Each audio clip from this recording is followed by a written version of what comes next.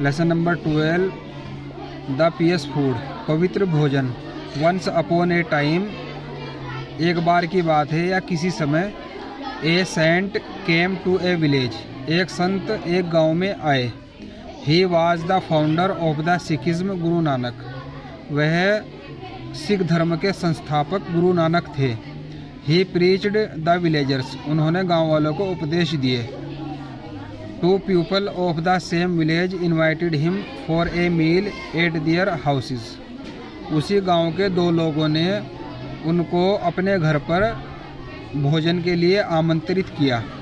One of them was a rich merchant of the village, उनमें से एक गांव का अमीर व्यापारी था।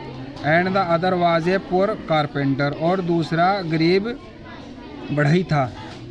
Guru Nanak decided not to go to their houses, Guru Nanak ने उनके घर ना जाने का इरादा किया।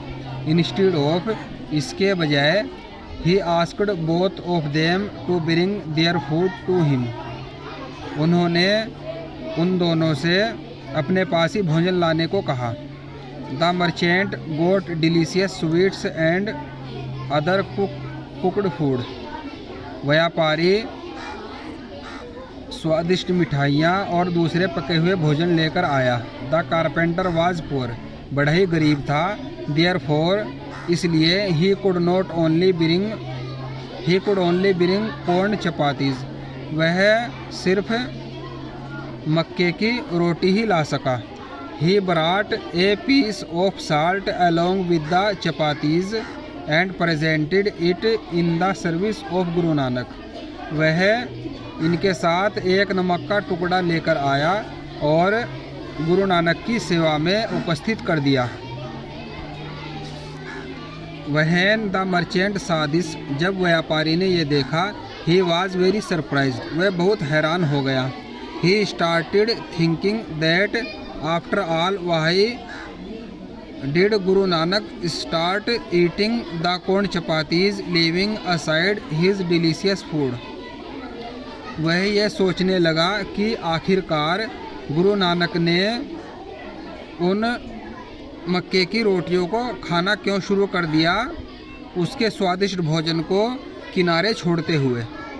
He asked Guru Nanak the reason for this, उसने गुरु नानक से इसका कारण पूछा। Then Guru Nanak took one byte of both the kind of food in his hands, तब गुरु नानक ने अपने हाथों में दोनों प्रकार के भोजन का टुकड़ा लिया। एंड देन स्क्वीज्ड इट, और तब उनको दबाया।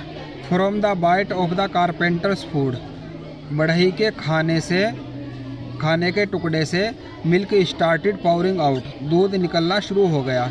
And from rich merchants food, और अमीर व्यापारी के भोजन से ब्लड स्टार्टेड पाउरिंग आउट, खून निकलना शुरू हो गया। गुरु नानक एक्सप्लेन्ड इट दस the carpenters chapatis were earned with his hard work and honesty, गुरु नानक ने इसकी इस प्रकार व्याख्या की कि बढ़ई की रोटियां उसके कड़ी मेहनत और ईमानदारी से कमाई गई थी। Therefore from the chapatis of hard work and honesty milk poured out, इसलिए कड़ी मेहनत और ईमानदारी की रोटियों से दूध निकलना शुरू हो गया। But in contrast the puris made in pure butter brought by rich merchant are food of dishonesty and sin, इसके विपरीत शुद्ध मक्खन से बनी हुई पूरियाँ जो कि अमीर व्यापारी के द्वारा लाई गई थी, वह बेईमानी और पाप का भोजन है। This was earned by the blood of the poor, यह गरीबों के खून से कमाई गई थी।